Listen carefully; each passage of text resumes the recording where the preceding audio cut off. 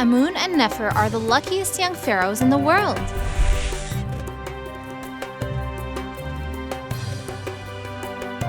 They live in the ancient past, but they've made friends with a robot called AZ from another planet who visits them in his spaceship, where anyone can understand any language. Subtracting by renaming. The young pharaohs are doing their homework at the temple. They like studying and doing their homework in the sunny weather. But it seems like they're having trouble solving four-digit subtraction operations. Their robot friend AZ is bound to be able to help them figure it out. Good morning, my friends. What have you been up to?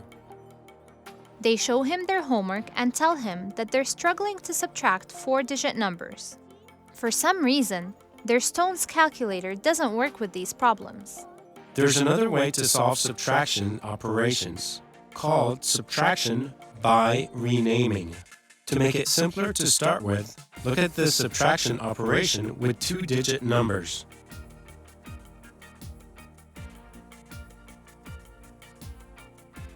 Let's say we want to subtract 15 from 23.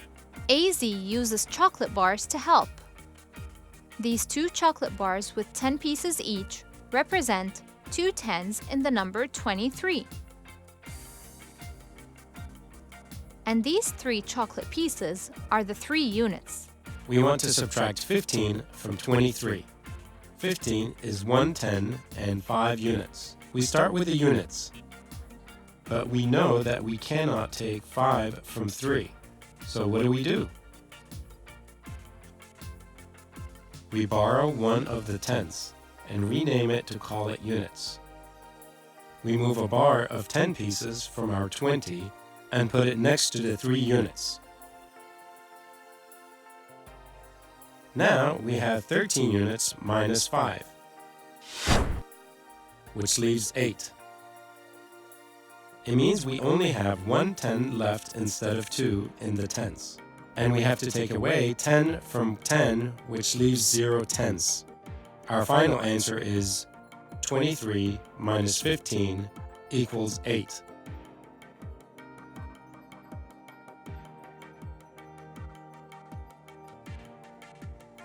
AZ gives them another example.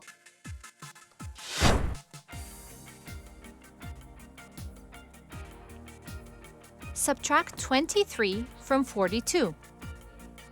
This time, there are 4 chocolate bars for the 4 tens of 42, and 2 separate chocolate pieces for the 2 units. Remember, we're subtracting 23. Looking at the number 42, we can't subtract 3 from 2 in the units. So, we must borrow 10 from the tens column, which makes 10 plus 2 equals 12. This means we are renaming 110 and calling it units.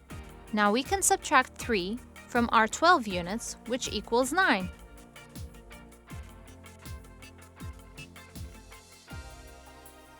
This leaves us with 3 instead of 4 tens, and we have to subtract 2 or 20. 3 tens minus 2 tens equals 1 10, or simply 10.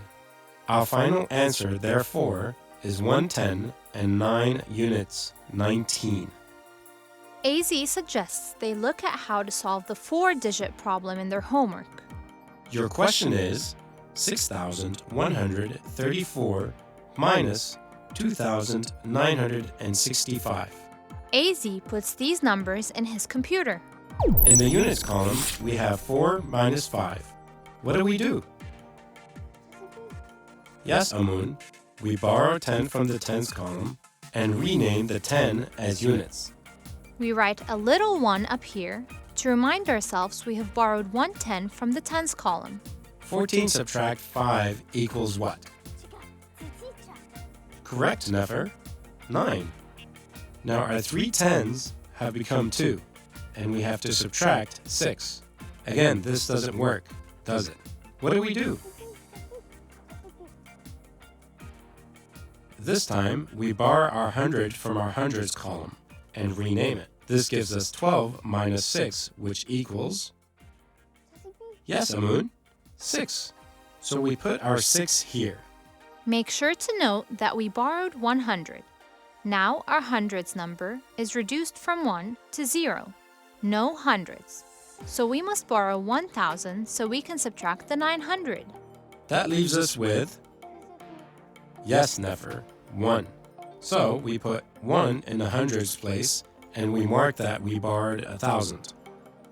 Finally, our 6 has become 5 because we just borrowed 1,000.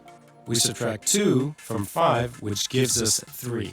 So we have our grand total, 6,134 minus 2,965 equals 3,169.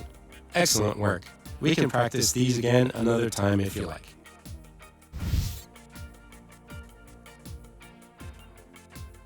Today we learned that, to solve subtraction problems with bigger numbers, we often have to use subtraction by renaming.